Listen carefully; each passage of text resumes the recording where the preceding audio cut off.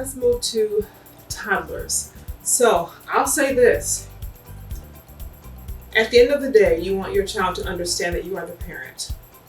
I think that a lot of parents have lost sight of that or don't understand the order of that or how to accomplish that. What we did in our home is that somewhere between probably around 9 months to 2 years old, we established that we are the boss, not you, okay? Newborns are the boss. They get to decide what goes on, what the schedule is, how things go. Newborn till about 8, 9 months old, they're kind of the boss. But at about 9 months old, babies do begin to understand what you're saying. They understand what they're doing. They have a will, they understand. So in our household, we established early on certain things that we would not tolerate. We never tolerated tantrums. We just didn't tolerate them, period. If a child is falling out, it is not funny. If a child is stretching out, it is not funny. Get their attention however you have to get it. I'm not saying abuse your child, abuse your newborn, but there's a way to get your child's attention to let them know that it's not okay. You have to start it early, because if you let them fall out at 9 and 10 months old, then when they're 2 years old, 2, 4, 5, others are having to deal with your child's tantrums. So nip it in the bud early. We just didn't tolerate it. Even if it's a little small tap, tap. No. You stretch out, tap, tap. No. Let them know that that is not acceptable at a young age. We established things young. By the time our kids were 2 years old, which is supposed to be like the terrible twos and all, they're just all over the place. No, ours were not, because we did not tolerate it even as babies. I didn't take my child out of church. I didn't have to run out of church because my child was screaming and crying and having a fit in church. Nobody ever seen that with Sister LaVon, because that just didn't happen, because we did not tolerate that kind of behavior. And it's hard to explain it, but there is a way to establish that when they're little. So like between 1 and 2, don't just let them just go nuts and just have a fit. Stop it. Don't let them do that, because then it gets to be a bigger problem than you can handle. So nip it in the bud early. Try to talk to your spouse about these things when you're by yourself before those moments happen. Establish guidelines and an understanding of how you will raise your children together, maybe even before you have a child.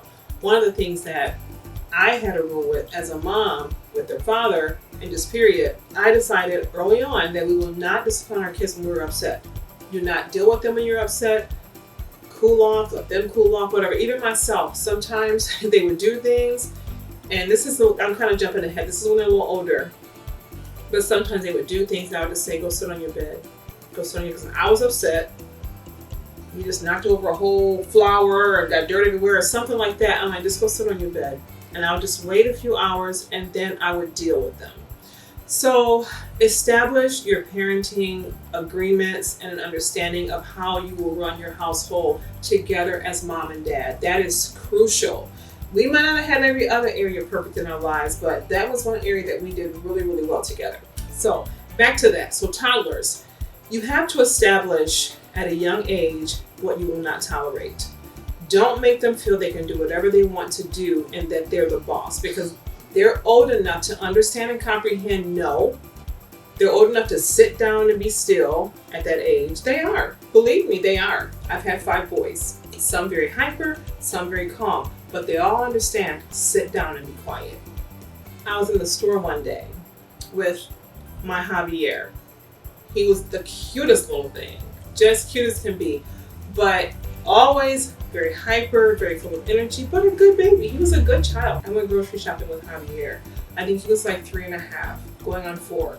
Juan Jr. was in kindergarten, so it was just Javier and me only.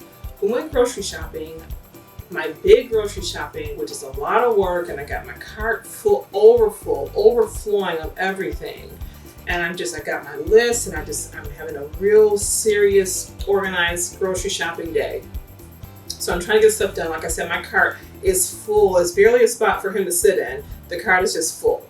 And I'm just getting it done. I'm trying to get done before time for Juan Jr. to get home from school, and just we can have it done. Suddenly this little boy, not too far from us, he decides he wants something. So we're up to the front at this point, and we're about to check out. And this little boy in line a line over from us, he decides to have a full tantrum. He's going nuts. I want candy! Lollipop! I want it now! His mom is like, okay, honey, just stop. Please stop. Take a deep breath. I'm like, and Mr. Javier, my little 3.5-year-old, he's looking too. And he's cutting up. This little boy is, I hate you! I hate you! I want a lollipop now! I'm not your friend! You're not my friend! And she was like, I am your friend. I'm your friend. I'm really sorry. If you let me get done, I'll get you a lollipop. And Javier's is looking, and I'm looking. And the little boy goes on for a good several minutes. And she's just like, okay, 1, 2, he's like, 3! I hate you! Give me a lollipop! I mean, it just was crazy. So Javier's looking. So finally the lady's like, okay, you can have it. Ma'am, can you please ring this up really fast so he can have this? So they ring the lollipop over. He's sitting there and he snatches it from her. And he's probably about 3, about the same age my son is. And he opens it up and he starts eating his lollipop. And I'm just thinking to myself, unbelievable. He needs to come home with me for a good day or 2. Next thing I know, Javier says, Mom, I want some candy. And I said, you're not getting any candy right now. Mom, I want some candy. I was like, what? He was like, I want some candy, Mom. I want candy. And he starts acting like this child he just saw. This child is gone at this time because I was a couple people back in line. He starts having a fit.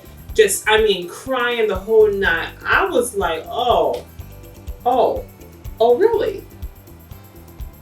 I politely asked the people behind me, so I think there was still a couple people ahead of me. It was like it was a busy day in the store. I asked the people behind me in line to please excuse me. I didn't even say anything to him. He's crying and cutting up. I politely backed my car out of that line, pushed my cart around to the greeter at the front of that store, and I said to the greeter, can you please watch my cart? I have to make a run home, and I'll be back. It may be about 45 minutes to an hour. The greeter said, that's fine. Do you have any fear? I said, no, everything is fine. There's nothing in here that can melt. It'll be fine for about 45 minutes. I will definitely be back. Please hold my cart. I get Javier. I pick him up out of the cart. I hold my little cute toddler, and I walk out to the car.